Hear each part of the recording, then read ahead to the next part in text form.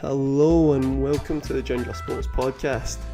Today me, Darragh and Gordon speak about the most hated guys in football, which was originally called the biggest arseholes in football, but iTunes apparently don't like that as a title, so we're going with the PG, most hated guys in football. About this episode, I just want to give out a warning that the people named in this podcast may or may not be genuine arseholes. Hadji Diouf, for example, seems like he's a legitimate arsehole, but I don't know him off the pitch, might be the nicest guy ever, I don't know. These are just our perceptions of certain people's actions on and off the pitch, so try and take it in good fun, except John Terry. If he's listening, he's an absolute wanker. Also, I call Dani Carvajal Ricardo Carvalho. Dani Carvajal. I call Dani Carvajal Ricardo Carvalho at least 3 times and no one corrects me. So I feel that Darragh and Gordon have dropped the ball on that. What else happens?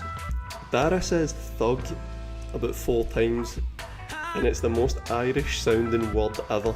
I don't know when it happens, but it's funny when it does. Alright, let's start the pod. Right, we'll start with the arsehole's arsehole, Hadji Diouf. He's got to be up there with the worst, biggest arseholes in football.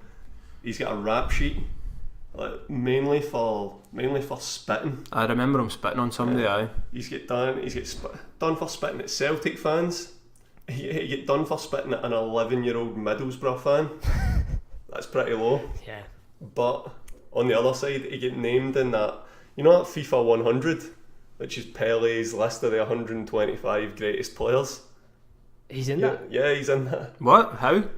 It's more of like a political thing where he's just named as many players from as many countries as he can. Oh, right. Like there's like 10 Brazilian players, like 5 Italian players and stuff, and then there's like people for Libya and Senegal, Hadji Diouf. Aye. Spitting is probably the one really aggressive thing you can do on a pitch. I think it's worse than punching someone, like spitting in their face or something. I think even off the pitch. Yeah, of course. But you almost feel more angry. You'd rather someone hit you than spit on you. Yeah. Oh yeah, definitely. It's way worse. Like, it's a real aggressive thing to do. Like, so he clearly is an arsehole. I don't think you could. It's like a scumbag thing to do. Yeah. Like, you're not man enough to hit him or punch somebody or whatever, so you spit on him.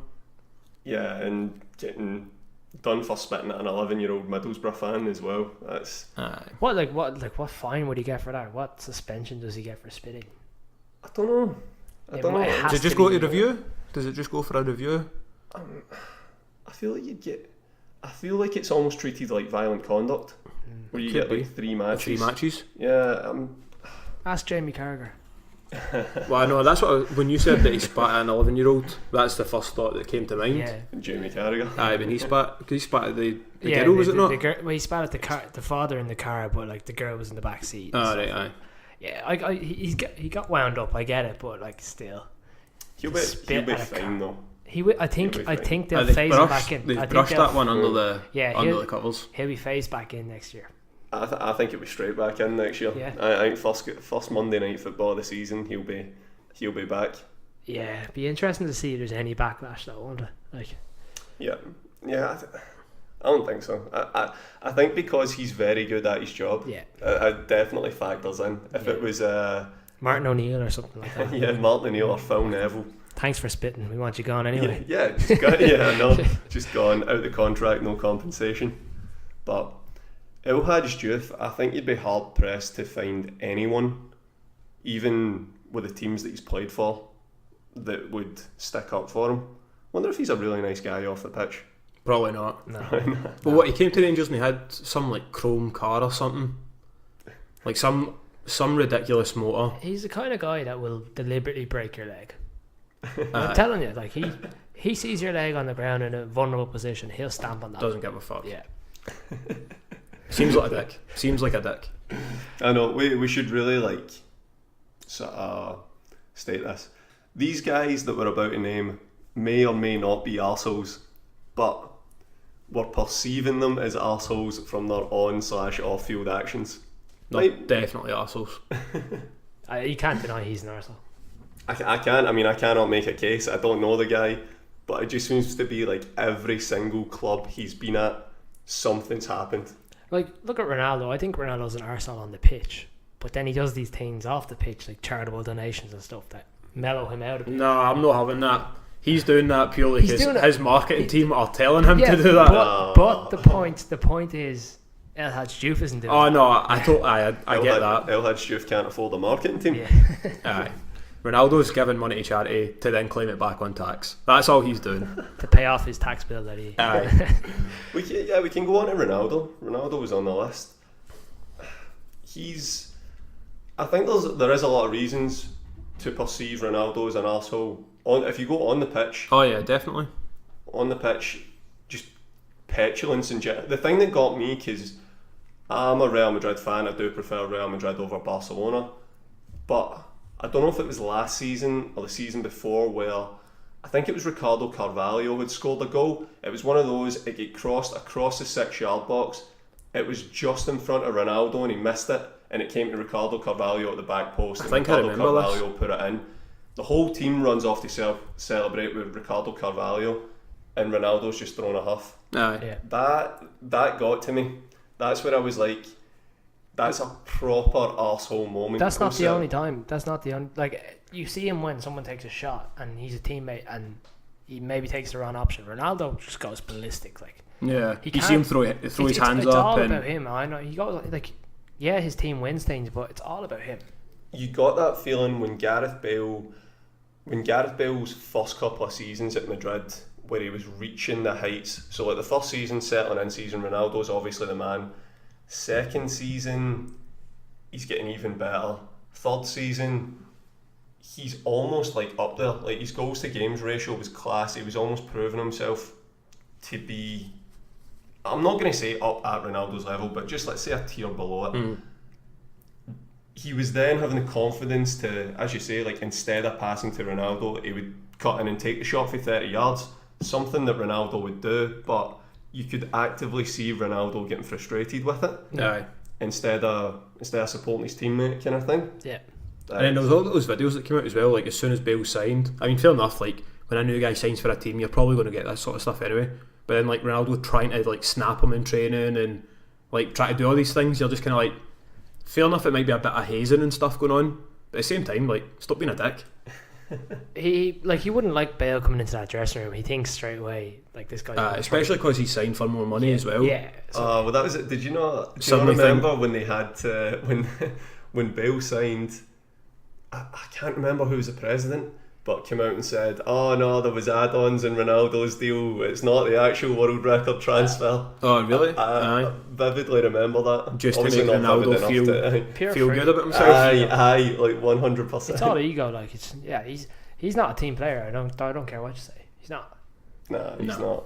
But Imagine saying to him next season. I personally don't think he's a very good free taker. But imagine saying to him next season, "You're not on the freeze. Bale's on the freeze now." Like, yeah, which he probably should be. yeah. He should, definitely. Imagine the huff he'll have like over that. Yeah, I know, and that is the kind of thing. But you level that with the off the field stuff. Well, he's giving millions to charity. Marketing team's working hard. Aye, I'm sticking by it.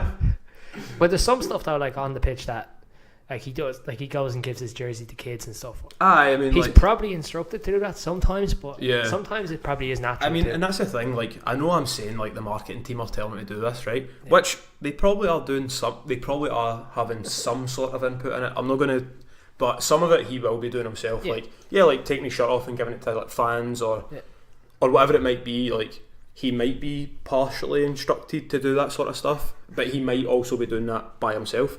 But all I'm saying is, companies out there every day donate to events and all that, and it's partly to donate, it's also partly to reduce their tax bill, and it's also partly to make themselves look better It's than their brand competitors. recognition. It It is is brand brand- recognition. it is all it So is. all I'm trying to say is that some of the good stuff Ronaldo does, yes, it's good, but yeah, there might be a wee bit of incentive behind it, as like, I'm doing all this good work, but it's also helping me look a wee bit better than I would look if I didn't do it. Or are you taking your on the field opinion of Ronaldo and applying it to off the park? No, I think like I'm with him a bit. I'm with him. like if you look at him just on the field, he's a total dick. He's a total dick on the field. See if he didn't do any of this charity stuff, and if he didn't do anything, like not just the charity stuff, but all the other stuff, then he'd be even more of a dick. Yeah. So all I'm saying is that some of the stuff he's doing, yes, absolutely he's doing because he does support those charities, or he does support the like those opinions or whatever. Absolutely. But I'm saying some of it might be slightly... It does mellow him out a bit when he does, like... And that's all I mean, it just makes him look less like a dick. And I'm just saying it's possible that maybe the marketing team have some sort of input in that. We'll give him the benefit, but... Yeah, I think there's other examples probably coming that I won't give any benefit, like... But I'm maybe also saying this because I hate Ronaldo. To be honest, have you seen his movie? Yeah. So I watched... Yeah. Some of it, yeah. So I watched that, and so my opinion of him beforehand was that he was a total dick, and then I thought watching that it would maybe show him in a different light, and it didn't at all. It basically showed him that his only circle is his agent, like his mum, I think his brother and his son. Yeah, it was, and I think in like an hour and a half documentary or movie, whatever it was, like I don't think they spoke about his teammates. Like he didn't. No teammates. There was no sort of like, me and Modric hang around together, or me and Ozil at the time, or anybody. Even like Pepe. Yeah. Even some of the Portuguese boys. It was actually really sad. Yeah. I was he going looked to a bit say, lonely. His family situation is so weird. Like, the girlfriend never gets any exposure at all. And yet, like, Ronaldo's expecting his fourth kid or something like that. Oh, we're gonna go. But they're all surrogate kids. Exactly. Yeah. Now I'm just saying. We're going down a rabbit hole here. I'm just saying it's a bit weird. I just think his situation's a bit weird at home. Does Ginger Sports have a liability policy that we cannot be sued for anything that we say? I know. It's a dangerous game. This is mere speculation about Ronaldo's sexuality. Well, I'm not saying anything actually. But I just think it is a bit weird. I thought that movie kind of reflected on that a bit. Yeah, I thought he did come across a bit lonely in it. Like, yeah.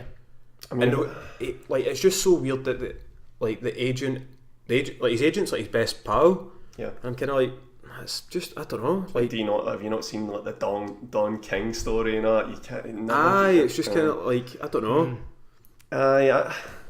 It was. I was obviously I was going in this as a massive fan, and I was going in the same as you, Gordon, kind of just looking to learn a bit more about his life, to see like how human he was basically, and it just made. I was just genuinely sad. I couldn't even watch the full thing. I think it's an hour and a half documentary, and I think I watched about 45 minutes to an hour of it because I was like, this guy's got no friends. As much money, and he's obviously going to be in the conversation for the greatest of all time, but he's got no friends. Yeah, but then almost like, does being that great, does that put that on? I mean, like, people talk about Tiger Woods the same way. It's like Kobe Bryant. When Tiger Woods was at his peak, obviously he was up to antics and all that sort of stuff. We don't need to get into that. But like, I remember watching an interview, slightly off topic, Rory McIlroy, and he was saying that he almost hoped he never won 14 majors to be at Tiger's level, because he's like, I've seen what that type of lifestyle does to someone.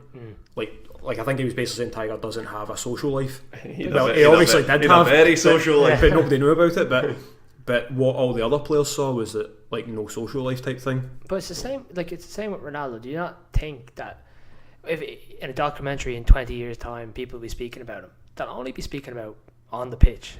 No one will have anything really positive. And I think that's the thing. Like, I mean, everything we see is only what we're allowed to see. Like, we don't really see what he gets up to in his private life. Like, but that was the chance. That was a chance to let his. But in that documentary, there weren't people talking about how nice a guy he is off the pitch and stuff. No. And that's the point. That's the his point. family. Like, it's all focused on him on the pitch and driven about Ronaldo and only Ronaldo. Like. Right. So shall we move on to Ronaldo's pal?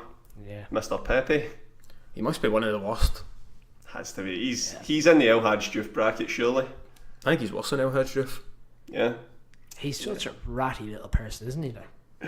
Like. He is. Like, I think probably his most famous moment was in 2009. He got a 10-game ban after the kick on Javi Casquero twice. Aye, that's when he like raked his boot like along the guy's back. Yeah. And then I think somebody came in to push him and he punched the guy. Yeah. Or he tried to punch him. Juan Albin. Yeah. I tried to punch him, I'm sure.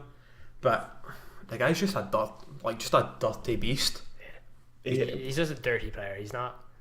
He doesn't have anything else apart from just being an annoying centre half. That's it. Aye. I think it annoys people that he plays the hard man, but he goes down so soft. Exactly. Aye. Whenever anyone confronts him or that, it's down. It's there's tears. It's almost like Neymar theatrics. Aye. Dropping holding his face when he's been brushed on the shoulder, like. Yeah, like an old Rivaldo for the 2002 World Cup. Just trying to get you sent off. Nothing more annoying than that. Like when you actually just challenging for a ball and someone's rolling around as if you hit them in the face and you never touched them. Yeah, he's just the complete opposite. Attacking for defender. Yeah. Whatever I'm trying to say. Not attacking. Oh, he'd come through the back of you to get the ball and throw the elbow up to win the ball for him. But if he's on the other end of that and it's in the penalty box and you clip him on the shoulder, he's holding his face rolling around the ground. No, yeah. But was he a good defender? Mediocre. Yeah. No. Aye, mediocre. Like, he was pretty quick, very aggressive, pretty powerful in that, but I'd put him in the good bracket. Not like world class, but I'd put him in the good bracket. Like, he held his own in that Madrid team for a long time. Yeah. You have to be some way good to do that. So. Aye, but then Carvalho made him look better than he was. Same way. But I don't know, I just think if he was next to a good defender, he looks a wee bit better than he was. When it's like him and Ramos, like, I mean, it's just a fucking bomb scale. The two of them are like just liabilities. Do you think he takes any notice of this criticism? Nah. Because clearly, globally, he gets criticised all the time, every game he plays, because every game he plays, he either goes down really easily or he does some sort of dirty bastard manoeuvre. Aye.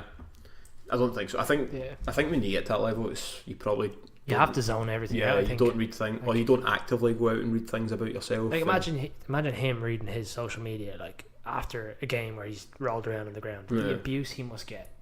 Like, why would you open up your Instagram account and read what people are saying about you? I think it'd be tough not to. I think so. Funny enough, I wrote to Alexis Sanchez after the recent FA Cup loss to Chelsea. And Did he get back to you? I asked him where his FA Cup was, and he didn't actually read it. So, bit of a dick. He's definitely not on the list. Alexis Sanchez. He should be on the fucking list. He should not be on the list. He just wanted to go win some trophies. Hasn't as yet, but that's what I was asking where his cup was, but no response. Right. So Pepe's in the top tier arsehole. We've got some top bracket arseholes. Hadji Diouf and Pepe. Ronaldo does a lot of stuff off the park that makes him alright. He kind of brings him down. Brings him down a notch. He's not. Ronaldo might be a dick, but he's not as much of a dick as Pepe and Hadji Diouf. What about Joey Barton? He's up there with Pepe and Hadji Diouf. Aye, absolutely. Do you know? Yeah. My main issue with Joey Barton is not a lot of the stuff. Like, I'll read you out his rap sheet in about 2 minutes, but my main problem with him is he thinks he's smarter than he is. Aye, when he was on Question Time. Aye, fucking reprobate. Like, trying to use all these big words, and I was like, what are you doing, mate? Like, he's like, he tweets quoting Plato and Socrates, and I'm like, fuck up. Yeah. He's a wind-up merchant, that's all he is. He is, but I genuinely think he thinks he's smarter than he is. Hence, he's the balls to go on Question Time and stuff. Like, going back to the social media thing, and like, he is so proactive on, like, he's on radio, phone and shows and everything, and he's just like, he's not good at podcast now as well. Yeah, does he? I think so.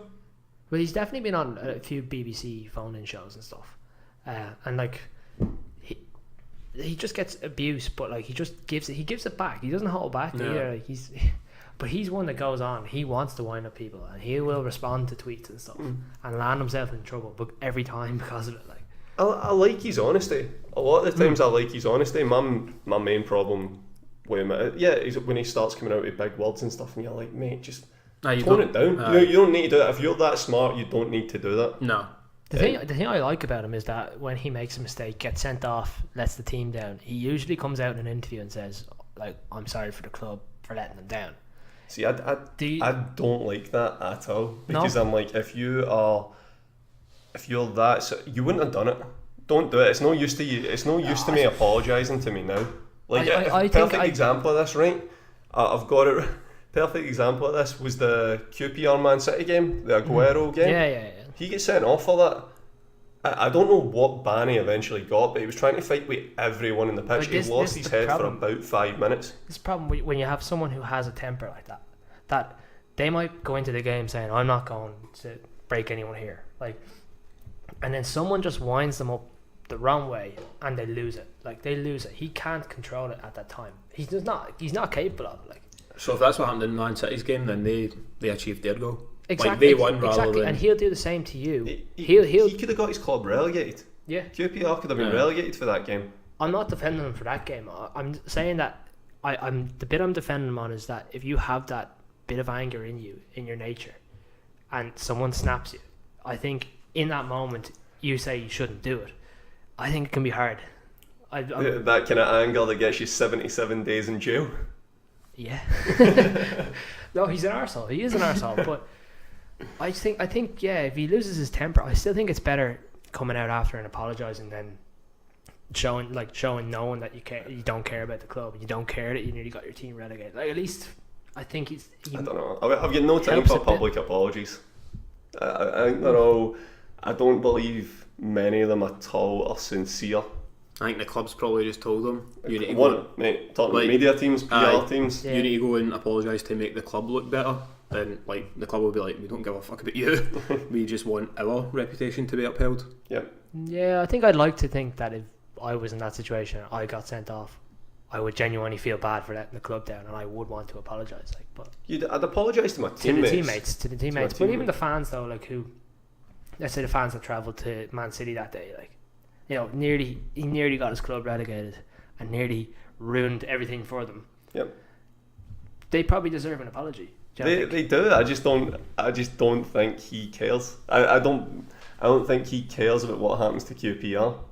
I don't think he cared when he went up to Rangers, said he was going to boss the league.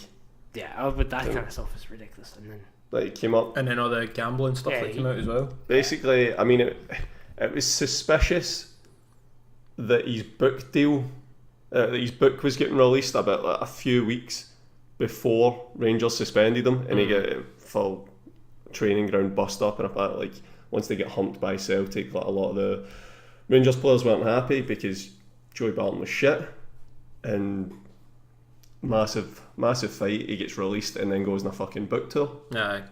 I just, it all nicely fell into place. Yeah, exactly. Just everything about him annoys me.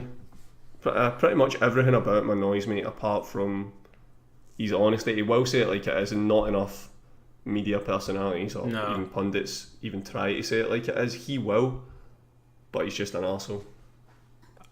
I don't disagree. I think he's an absolute dickhead. I do, but he's not the worst. I think he's better than Hadji Diouf. He's better than Pepe. Yeah, he's in the slightly lower tier. He's in the Ronaldo bracket. Yeah, he's worse than Ronaldo though. So when I was trying to think of people who to put on, I didn't really want to go too far back, because when you start going 90s, 80s, 70s, it's a different era. It's a different era. People aren't also, they were just hard players. Aye. But do we put Vinnie Jones in that category? It's just the only reason that I bring this up is because today's came out and said Raheem Sterling, if he didn't have pace, wouldn't get a game for Exeter, or would be playing at Exeter. Either way, something to do with Exeter. He might have a valid point. I am not based on the finishing at the weekend. Honestly, and not only just the weekend. I mean, he scored 24 goals or something last season. But we actually spoke about this at the weekend. Yeah. If he actually could finish, he could have scored 40 goals. I was one game I was watching, and he skied 2 over the bar 1-on-1, and then got the third. I was like, that's happened all season though. Yeah. Like, and he's got so many chances because of the team he plays for. I completely disagree with it. I think his movement, regardless of his pace, is very, very good. His movement has become good. It wasn't good up until last season. It has become a lot better. Just like his touch and stuff. He is a good player. he would still be a good player without pace. It's just he needs to. He shits the bed in front of goal though. Do you not see him against He does. Sweden? He got in and stuttered and went over and then didn't know where to pass it and then tried to cut in again. Like, what age is he? 23? 24? Maybe 23, 24? 23. Don't know. He was a bit of an arsehole when he was younger. I think he is. I don't know if he was. I don't know. He was. He's on that, like, he's a snake, yeah. He was on that, like, when he first broke into the Liverpool, like, the first team, he was still on, I think he was still on, like, a youth contract or whatever, so he was on, like, or it was reported he was on, like, $2,500 a week or something. Thruppence. At, like, 16 years old, but bear this in mind, he's, like, 16, maybe 17 at the time, on, like, $2,500 a week. It's a fucking shit ton of money. And then, so he started doing alright, and then, like, the media were kind of getting behind him, and then I can't really remember exactly what happened, but then suddenly he was getting like $50,000 a week because I think he was threatening to leave, which obviously players do. Then he came out and did that interview, remember? Yeah. Remember he did that interview about how he wanted to leave Liverpool and all this, and they were offering him contracts, and so he did. He threw them under the bus completely. Yeah, just for the money. Did the interview without ever running it by the media department of Liverpool, or Brendan Rodgers, which you have to do. Yeah. This is when they were like, Rodgers put him into the team with Suarez and Sturridge. Yeah. And like he was part of that future of that club, and they had brought him through the youth ranks and everything, and then he screwed them. Yeah. Yeah, but I mean, but he's now looking like he won the league with City last season. He's working under one of the best managers, who's developed his game a lot, and he's asking for twice the money, and he's asking to be earning more than Kevin De Bruyne. Is that what he's asking for now? He wants to be a top earner, which he's on 175 now, and he wants 350, which De Bruyne is on. Yeah, but he's not his. And his agent, of course, comes out in the media saying we're poles apart on the contract negotiations. So the same thing could happen again here. Well, where's he going to go? Someone will take him. Someone that argument never works in football because someone always takes him. Someone will, but will they take him for 350? Probably. But do you not think that makes him an arsehole? Like the fact that he's... I think it does make him a bit of an arsehole. Yeah, I know money, like you can say, right, fair enough, if someone offered me twice my salary I'd probably jump at it. But at the same time, you got to appreciate some of the other things people have done for you in your career too. Yeah, it just makes him a mercenary. Yeah. It does make him a mercenary. I know I thought he would have a little bit more loyalty to Liverpool and Brendan Rodgers, but the money's there to be made. He doesn't need to. It wasn't as if he's a Liverpool fan. I believe he was at QPR. Yeah. And then came to Liverpool at whatever age he was, 14, 15. And yeah, he should be grateful for the opportunity, but you now know this about him, and you take that risk when you sign him. Yeah. Man City knew. I'm sure Man City tapped him up. Oh, completely, yeah. I'm sure they tapped him up, so they would have known if he's willing to do this to them, he's willing to do it with someone else. You can guarantee that his agent's on the phone with someone right now. I don't know. Some other club. Just saying, right. Just to apply pressure to say. Yeah, 100%. To defend him a bit as well, he gets such a hard time for the player that he is. Like you saw the tattoo thing on his leg, and then people were coming out saying he should be dropped from the England team until he gets the tattoo removed because I had a gun on his leg. Yeah, it was disgraceful. Then Betty bought his mum a house, paid her mortgage, and then they were like a trash newspaper in the UK were saying that like, how could this black kid be doing this, like how could he afford this, like. It was the same with there was I don't know what newspaper it was. I'm just going to assume it was the Sun. I was trying not to name them, but okay. I'm going to assume it was the Sun. We better get this liability policy in place pretty quickly. Right, and they basically came out and said what he'd got like 4 kids or something. 8 kids or something with like 8 different birds when he was like 20. And then I saw an interview with him. He's like, I don't have 8 kids. He's like, I've got 1. I've been with a girl for like 5 years. He's one that definitely couldn't read his social media. He would struggle big time. Too much abuse. Yeah, I can see there's definitely an argument to be made that Raheem Sterling's an arsehole, but I'd just put him more in the mercenary category, which we can then go and speak about some former Arsenal players if you want, Darragh. Sure. Emmanuel Adebayor. Top of that list. He's another mercenary. So he was brought into the club like to replace Henry, and he started like, I can't even remember where Wenger got him from, but he definitely, like, his salary jumped when he came to Arsenal, and then within 6 months he was demanding 3 times his salary or he was walking, and Wenger brought him in to replace like Henry and be the next Henry at this club, and he left like a year later. Yeah, I don't think he was at Arsenal for. It was about 18 months, I think. I think it was about 18 months. Yeah, this is the sort of stuff we could Google, but we'll just assume you're right and go with 18 months. And then of course, you know, he goes, he throws everyone under the bus when he goes. You know, he burned those bridges. He did not care one bit. Went, slated Wenger, who brought him to English football, and trebled his salary. Went to Man City, scored against Arsenal, ran the length of the pitch. I remember that. Famous. Knee slided in front of the fans, and like, and he also stamped. Same game, he stamped on Van Persie's head, which I kind of like now, but not at the time. Yeah, no, he's top of that list. He's a total mercenary. There's a few for Arsenal. I mean, Bakary Sagna's done it. Cliche. I wouldn't put him in the bracket though. I wouldn't put Sagna there. I think he knew he was going to be phased out pretty soon after, and I don't have any problem with those two going to Man City. Van Persie to Man United. Van Persie is he's on the list. Tough one to take. Yeah, it was. Like he had, I don't know, Wenger brought him in from, was it Ajax or Anderlecht or something? It was Feyenoord when he was 17 or something like that. And how many games did Van Persie actually play for Arsenal? So many seasons he got injured for 6 months or like 3 months, and then another 3 months straight after.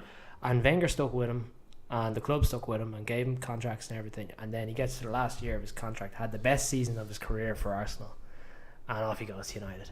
And to be fair to him, right, he won the league with United and he wouldn't have done it at Arsenal. I get that. He's still another one that threw them under the bus though.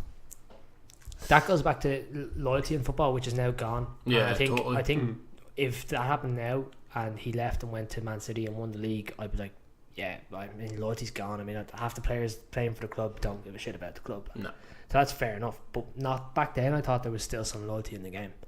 I think it was sort of historically when you had Arsenal, Man United, you had Fergie, Wenger, and it was just the fact that Fergie could just so easily come in and buy Arsenal's best player. Yeah, just shouldn't have been allowed to happen. If Van Persie was anyway loyal to the club, what he would have done was penned a contract, and then agreed when he had done that 6 months into it, you know, he could go in January if they came back around. Bigger fee for Arsenal. Yeah. Repay the investment they made. But the problem, and I get it, like the problem you have as a footballer when you do that is if you pen that contract and then you break your leg or they don't want you, they buy someone else and they don't want you next January, then you might never get that move. Yeah. Which is the Raheem Sterling defence. Man City, if he starts playing shite, Man City will be so quick to drop him. It's true. It is true. And I think that loyalty is gone. And like they won't start. A lot of clubs won't stand by these players anymore. No, not at all. I mean, Wenger's gone now, but he was probably one of the last that actually seemed to have a proper personal relationship with the players. Yeah. Because he was never going to get sacked, so he had the time to nurture them. Jack Wilshere is a perfect example. Like he's there since 17 years at the club, and he's not ever really fulfilled his potential. And like Wenger stuck with him, and you know Wenger was talking about him signing a new contract. The new manager comes in and clears him out. Had a meeting with him, face-to-face meeting, and said, "You stay if you want, but you're going to sign a lower contract," which he was willing to do, but you're not going to play. And he was honest with him and said, that just shows like, that loyalty's not there anymore. I mean, it can't be. Not if you're an Emery. You can't. That club's been. Arsenal as a club has been a joke because it's been too loyal. Yeah, well look at Ramsey now. He's like in a perfect position now. He can either sign and be the figurehead of the club, or he can go somewhere else and get a big fee and big wages. So, it's going off topic. Right. Yeah. We go back to arseholes. Suarez, one of the Premier League's all-time top arseholes. Yeah. He. Right, we'll run down his rap sheet. Middle finger to the Fulham fans, 20 grand fine. His biting incident number 1, which was Ajax PSV in 2010, got him a 7-game ban. Biting incident number 2, Branislav Ivanovic, got him a 10-game ban.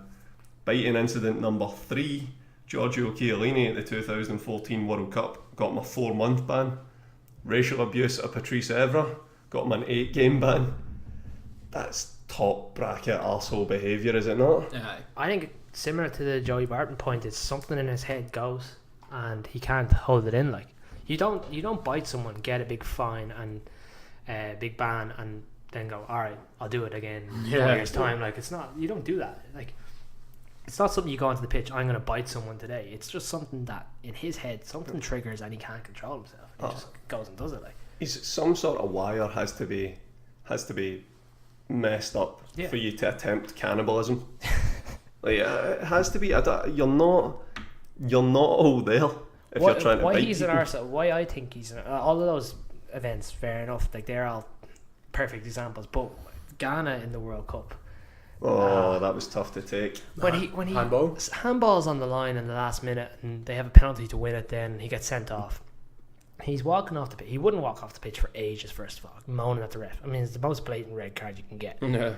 Then he's crying in his jersey on the side of the pitch. And then, Asamoah Gyan smacks it off the crossbar and he then just turns on the side of the pitch, running up the side of the pitch, celebrating. Like, it's like, have a bit of, have a bit of remorse for it. Like, a country like Ghana who could get to, the semi-final of the World Cup, isn't it? Yeah, I think it was quarters, yeah. And, this guy's running up the pitch after being sent off. Like, it's ridiculous. He would probably tell you that was shrewd play. Well, you could look on the other side of it and say, I mean, he doesn't do that. Yeah. And his country gets knocked out. Yeah. But he doesn't. He could also have, he got sent off. He could have just, not celebrated, not ran up the side of the pitch, rubbing it into a country like that, which would, it'd be so unheard of for him to get to the World Cup semi-finals. Yeah, I totally agree. I totally agree. He's just you need to admire his football talent. For about 2 years, he was definitely one of the best strikers on the planet, hands down. Yeah. Probably the best. Quite possibly the best. Yeah. But he's just so hard to like. Aye. He's so difficult to like. Yeah.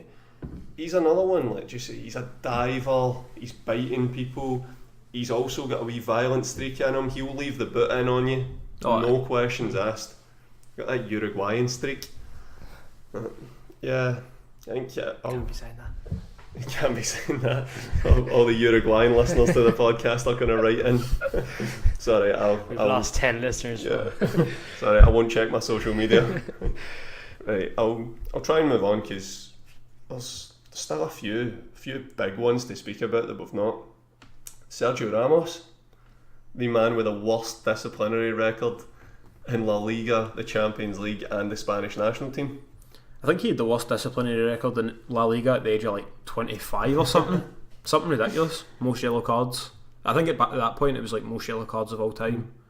And now I think it's most yellows and reds. But you're a massive fan. I used to be when he was just a rogue right back who had no idea how to defend and loved to go forward and was prone to mistakes. That's when I loved him. When he was just rogue. Yeah. And he would just go missing. I kind of admire him a bit. I think his match-winning mentality, I admire that. I hate him now. He cut his hair and I was like, I've had enough of you now. That hair was brutal. I mean, the goatee's even worse. The goatee's exactly why Spain get put out of this World Cup. Tell you that for free. Shocking. What about his weird haircut? It's a half cut at the back. I don't know what he's doing. He's lost the plot anyway. When you've got tens of millions of dollars and you're just bold, that's what happens to you. He's another dirty player. He is. I used to like him, and then he's just dirty. It's not that he does anything. He's not on Pepe's level, arsehole wise. He's just dirty. He still does all that rolling around stuff though as well. Yeah. Which that frustrates me more than him leaving an elbow nearly, because I think it's you're the big centre half, you're captain of the squad, you're jumping over people and everything, and then when someone does something slightly like that to you, you're on the ground rolling around doing backflips trying to get the referee to send them off. That's the stuff that annoys me. Yeah, I think if you're going to be the hard man centre half, You know, then take an elbow to the face. If somebody elbows you in the face, like just take it like a champ and just be like, aye, mate, like you didn't do anything. Yeah, exactly.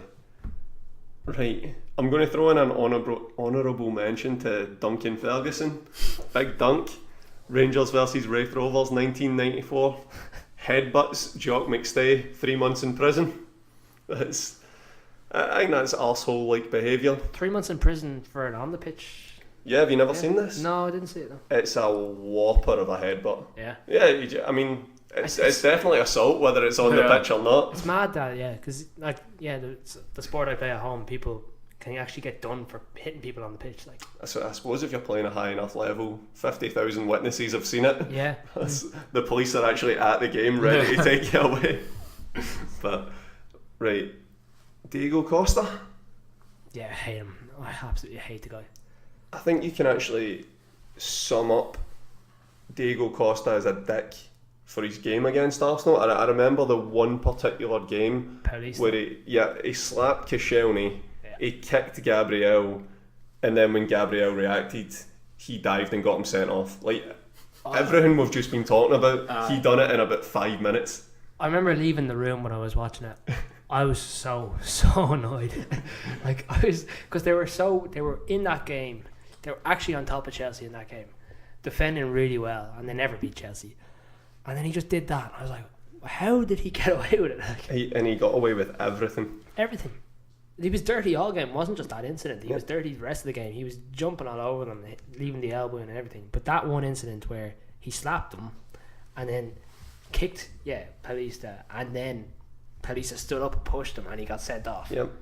I was like, oh my God.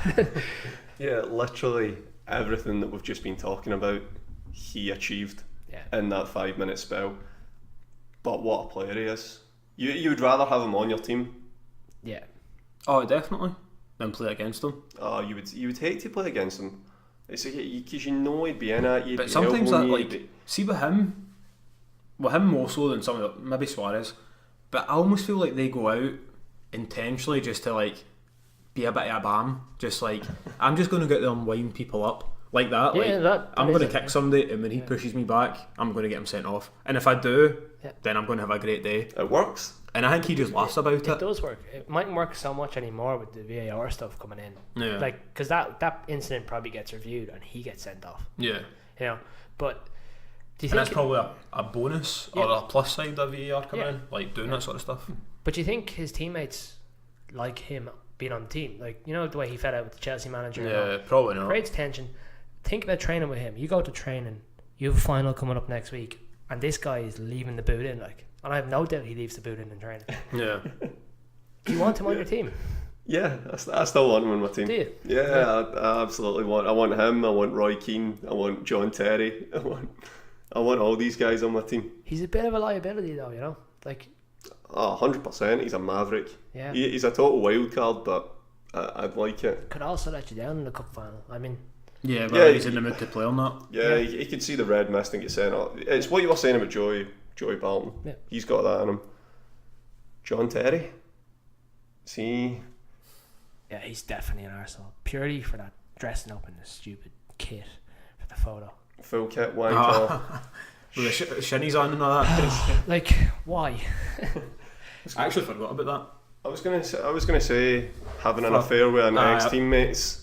Yeah, it's probably on. It's probably there as well. That might outdo wearing a full kit for the Champions League final.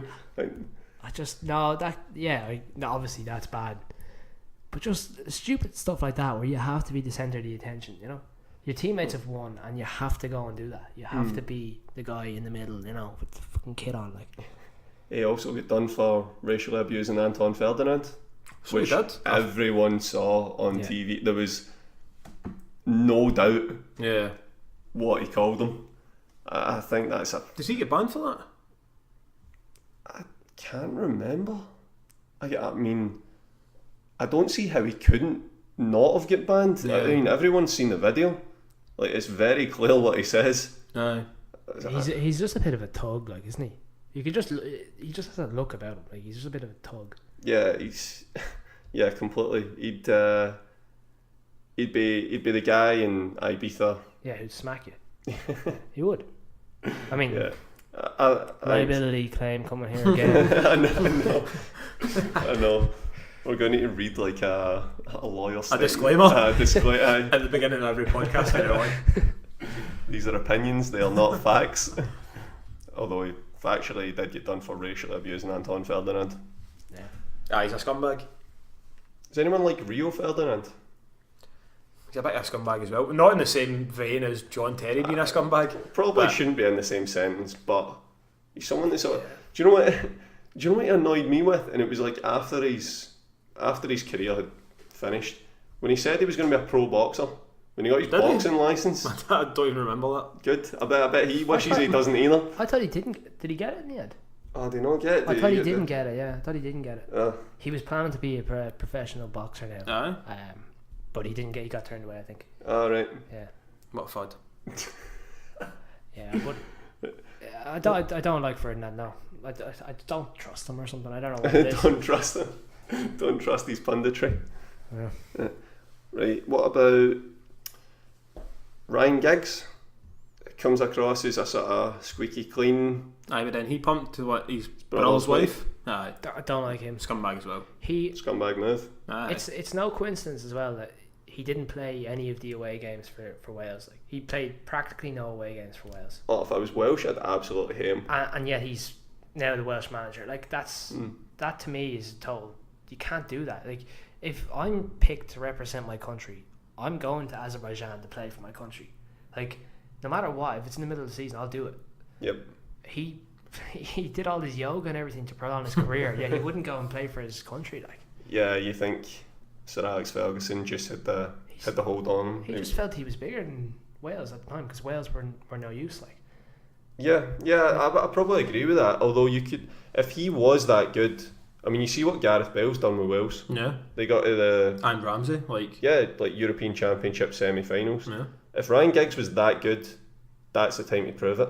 But a lot of Welsh people came out saying when he got appointed, like, yeah, he is Welsh and he's a football legend, but he's not a Welsh legend. Yeah. And, like, that's pretty telling, I think. Yeah. Like, I would hate a guy who didn't turn up for Ireland. Like, I hate Jack Grealish, for example. You know, he turned his back on Ireland. Like, I was going to say, is he even Irish? He played all underage level for Ireland, and then when he had a good season, the English came in looking for him, and he said like he turned down Ireland, and now he's waiting to get picked for England. Like. Oh yeah. So he's an Ed McGeady, basically. Yeah. Basically an Ed McGeady. And what's his name? McCarthy as well. Yeah. Yeah, they are scumbags. Yeah, I'm going to say they're arseholes as well. They can go fuck themselves. I also think they're arseholes purely because they're both shite. Yeah, I totally agree with you with Ryan Giggs. Mario Balotelli, is he an arsehole or is he just funny? He's a lovable. No, he's a character, and I don't mean character as in like funny. I mean like he is a character. I don't think that's actually who Mario Balotelli is. I think, you think like it's a persona? I think that's like a character he's created, where he's just like, I just set off fireworks in my house. I could get on board with that. Yeah, I think he puts like Borat or whatever. He's just like a character. He's not a real person. Let's be honest, he's not actually that talented, really, is he? Like, not anymore. He used to be when he was in Milan. He was good. Got some moments. He was really good, but he just didn't have the mentality or anything to turn that into a top footballer. So then he had to create himself somewhere else, and that was lighting off fireworks and driving around, libraries and buying everything. It's really weird, handing money out his window, all this stuff. You don't naturally do that. Like, I don't know. I think he might just be a little bit mental. Like the first time I ever saw Mario Balotelli play football was for Italy under 21s, and it was a European under 21s championship. And in 3 minutes, he scored from 40 yards and got sent off for kicking someone. Aye. He was like, and that's like he was like a maverick. He was just rogue, and that's why I liked him to begin with. I remember there was a thing like I think it was when he was at Inter. Jose Mourinho was there, and I think he had a yellow card in the first half, and like Milito was out injured, and maybe like Zlatan was out injured or whatever, whoever else was there at that period of time. And Mourinho was like, he pulled him aside and he was like, "You're the only striker we've got in the team and on the bench. Like, don't do anything stupid in this next half. Like, don't get sent off. 45 seconds later, bang, yellow card, sent off. And it's just like, you can't tell me what to do. That's what makes him an arsehole, is that you're his teammate and he lets you down like that. Yeah. And he's the guy that doesn't come out and apologise. He doesn't give a shit. Like, No, he doesn't. He doesn't give a shit. There's no way he reads his social media. Yeah. There's no way. So, but I think there's a difference as well between that snap on the pitch where you get sent off after scoring from 40 yards to going around and doing all these things outside, like off the pitch. I think some of that has to be staged. Yeah, I don't know. I don't know. I honestly think he might just be a bit mental. I'm in my head. I'm thinking about like people that have played with him at Manchester City and Liverpool and have just said he's a little bit mental. But yeah. I'm never going to be able to prove that. So you could totally be right. Could be wrong. Yeah, I don't know. Ashley Cole shot a Chelsea intern with an air rifle. Aye, like a 17-year-old boy or something like that. Aye, scumbag. Yeah. But I also want to know how he managed to get an air rifle into Chelsea's training ground. Like, how do you get it all the way through, like training, through reception, all that sort of stuff, to then get it on the field and then shoot somebody? I assume he's just walked straight in the front door. Aye, but surely if you see a player walk in with an air rifle, I mean, it doesn't look like a real gun, but like, depending on how it's set up. But surely somebody must be questioning that, like, Ashley, what are you doing? He probably had it in a bag, like it probably wasn't in like a holster. Yeah. Aye, maybe even still, like, surely when he pulls out in front of the team, they must be like, mate, aye, that's funny, but what are you doing? Well, that's a team with John Terry at the helm. Aye. Expected John Terry's probably get one as well. They were taking shots each. It's also the big lad mentality, like the senior team shooting at the young lads, like just intimidating them and stuff. You know? Yeah, especially that does happen. That definitely. Now, obviously, not every training ground is that. But Aye, but things like that will happen. Yeah. Especially for Chelsea, where you had that core of that team for so long. Aye. Yeah. They could They do were whatever all they wanted. scumbags. Yeah. Every one of them were all scumbags. Well, not all scumbags. Not Lampard. Lampard was a scumbag. Drogba was a scumbag. Terry, Ashley Cole, they were a scumbag. Petr He was a scumbag. Purely because he was pals with them. He was a scumbag. Scumbag by association. Absolutely. No, Ashley Cole is though. He's a snake as well. Another snake. Then he was sending like pictures in those like white pants to some bird when he was going out with Cheryl Cole. Yeah, what's he playing at? Like, Don't know. Aye, weird. Although to be fair, he's lucky. He seems to get rid of her before she went mental and get. Have you seen her back tattoo? Aye, and then she's now we're going way off tangent. Yeah, but She started going out with that guy for One Direction. yeah, It's but like they're finished now. 15 years younger than her. Aye, they just had a kid and then Yeah. now they've broken up. She's or obviously whatever. like impossible to live with and stuff. Aye. Seems stable. Get this insurance policy purchased right now. We could do a new podcast.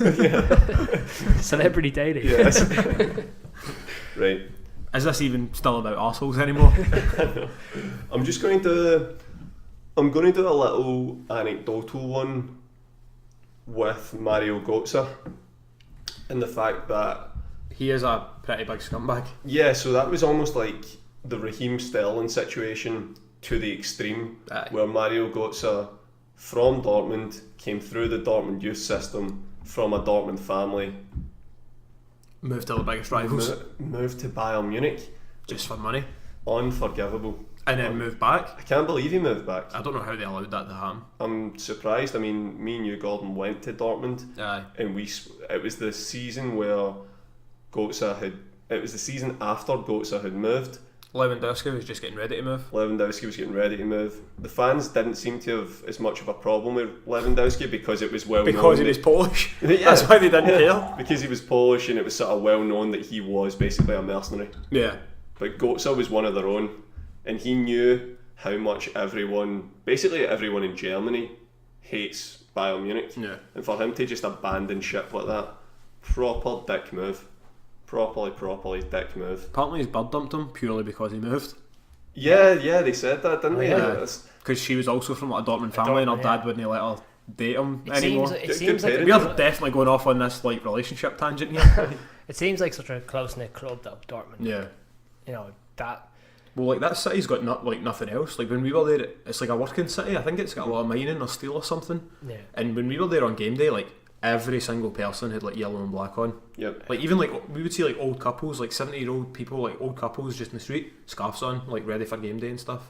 Yeah. Like so, just So seemed imagine to in that case everybody turning lived your and back breathed and it. going to the main rival who who, as well as a club, they must hate anyway because they just buy up all the best talent in the league. Yeah. It's almost. I wrote a post on it, like at the start of this year. They must be the most boring club to support. Yeah. It's literally just buying all your and they've just continued it. Yeah. They're still doing it. They just buy all their rivals' best players. And then not winning the Champions League, which is their goal. Like, Good. You know? Fuck them. Yeah, I know. Yeah, I'm happy about it. But If we're going arseholes, arsehole of a club, Bayern Munich. yeah.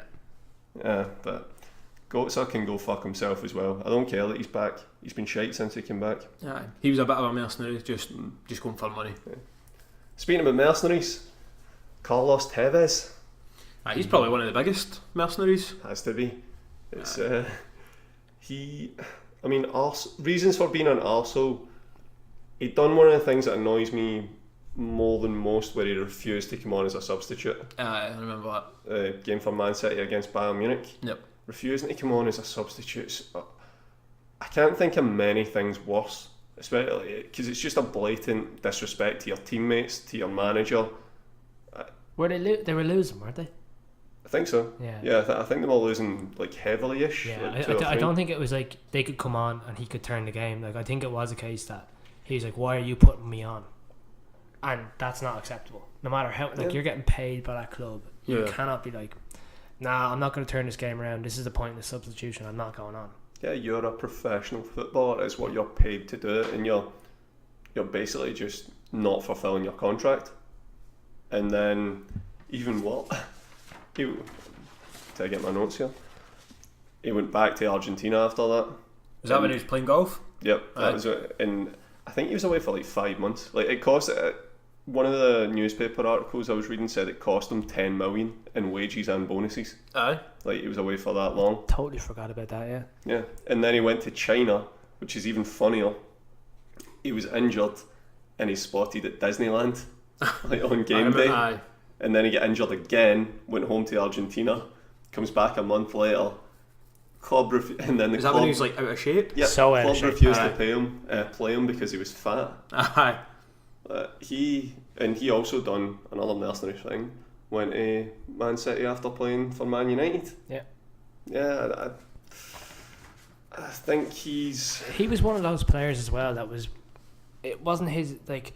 He was a complicated transfer to get because other clubs owned him as well. Yeah, Oh, that's like the one thing. of those like syndicates or whatever. Yeah. So there was the whole third party ownership thing where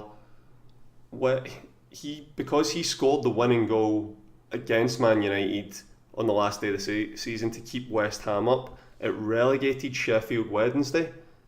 But then West Ham were found to have been in breach of third party ownership rights, which you're not allowed to do in the Premier League. You need to buy the player outright, and they hadn't. And then Sheffield United actually ended up winning, I think it was 18 million quid off of West Ham. It gets settled outside a court because They had like reached the conditions. him and Mascherano were basically illegal players. Yeah. Basically, and Arsehole. Aye. Yeah, I think so. Any arsehole pundits? Pundits, let me think. I'm waiting on Lee Dixon coming out here. I don't mind Lee Dixon as much. I think people have a problem with his commentary because in any game he just relates it back to himself. Do you know, as a pundit, Thierry Henry, and that's coming from an Arsenal fan, which you wouldn't think, but he's just so full of it. Like he just is though. He's so full of himself when he's talking, and he's touching everyone on the stand. And maybe it's I don't know. I can't say a French thing, but like, I think he is an arsehole. I think Henry is an arsehole. That's tough. But to hear, but I mean, he's a shocking pundit. he's a poor pundit. But I don't know. I thought the whole thing around Wenger and when Wenger was under all this pressure, and I felt he was lining the job up a bit himself. Yeah, I think so. Even though he was coming out and saying, I don't want to speak about it, I still felt there was a bit behind it. That's fair. That's fair. I mean, He'd have taken that job. If the club had offered him that job, he'd have taken it. And all the, I don't want to speak about the great man and stuff. And he got slated by the Arsenal fans. I don't know how much I buy into it. But the Wenger's last home game, he wasn't there. He was working for Sky. How difficult is it to say to Sky, one day, can I take the day off?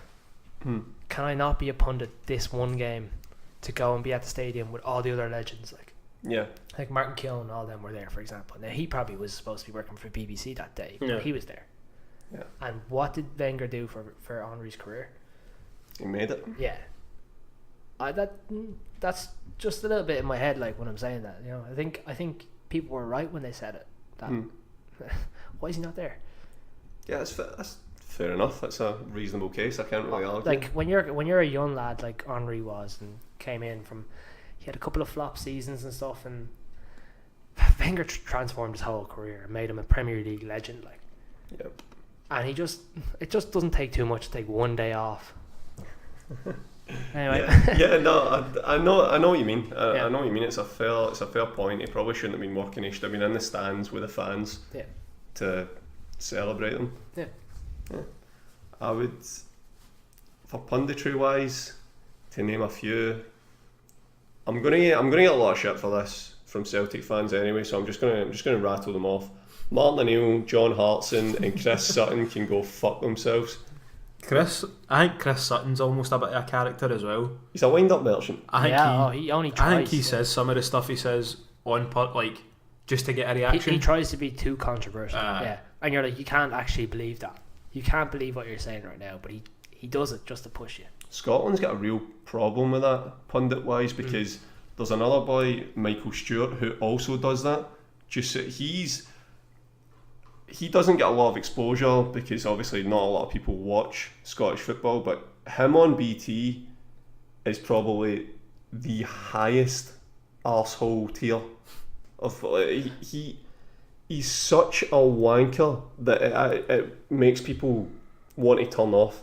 I'm gonna go at most of the BT pundits, to be honest. Like, I think name a good pundit they have. BT. They had Lampard, but he's gone. Yeah. I mean, Ferdinand's okay. But still seems like a bit of an arsehole. Still seems a bit. Gerrard, I don't rate. Well, he's gone now, but then you like Saint. Who else? They wind you up. They got Steve McManaman sometimes, don't they? Yeah, McManaman's also seems like a bit of an arsehole. Glenn Hoddle is as big an arsehole as you can get. Yeah. Savage, wind up merchant. Yeah, Savage. But if you look at Savage and you look at Chris Sutton, do either of them have a career in punditry if they're not what they are? Because do you rate Savage, like, would you take his opinion as a Premier League midfielder, or would you prefer to listen to Lampard? Like, I prefer to listen to Lampard now. 100%. I'd rather listen to Lampard than Robbie Savage, yeah. But Savage wouldn't be there if he wasn't that controversial figure that some people seem to like and some people hate. Oh, without a doubt, he's done that and it's been very successful for him. Gordon loves him. Nah, not anymore. I used to like him for that reason. I liked bits of it, but then he just because like everyone else ground on me after a while. Everyone else hated him, so I was just like, I like Savage, and then it wound people up because I was like, I like Savage. Like Chris Sutton, for example, I straight away when I first listened to him, I was like, he's just trying to create that persona for himself, and I hate that. Like he Savage kind of naturally pulled it off a little bit. Sutton is just he's just trying to be a wind up. No time for him, and he's not like he wasn't a top footballer. Neither of them were. No. Nah, Chris Sutton's got a Premier League winners medal, unfortunately. And John Hartson, but Ryan Bertrand's got a Champions League winners medal, but doesn't make him a extremely very true. No, Hartson for me he's so biased. It's the same, like, if I want to go Rangers wise, it's like when Sky have Peter Lovenkrands on for the Old Firm games. He still says we and shit. You're like, mate, be professional. It's not Rangers TV. Yeah. And Hartson just does the same for them. He's like half wind-up merchant, half bitter bastard. But I think he comes across as a nicer person, does he not? I don't mind Hartson as much as a person, but he's a very poor pundit. I think. I think he talks a lot of rubbish. Should be working at BT. He does work for BT. Does he? Yeah, he does. Right, there we he go. Works on BT Score. Yeah, I'm still trying to think if they have one decent pundit. I'll be scrambling for Michael Owen. No. And Owen Hargreaves, my God. can't stand the guy. Yeah. He's just so painful to listen to. Half German, half English accent. It's like, come on, mate. Get it together. All those half German, half English guys are going to be suing us as well. Get that disclaimer. Right, this is done just over an hour. End it there. Yeah. Cool.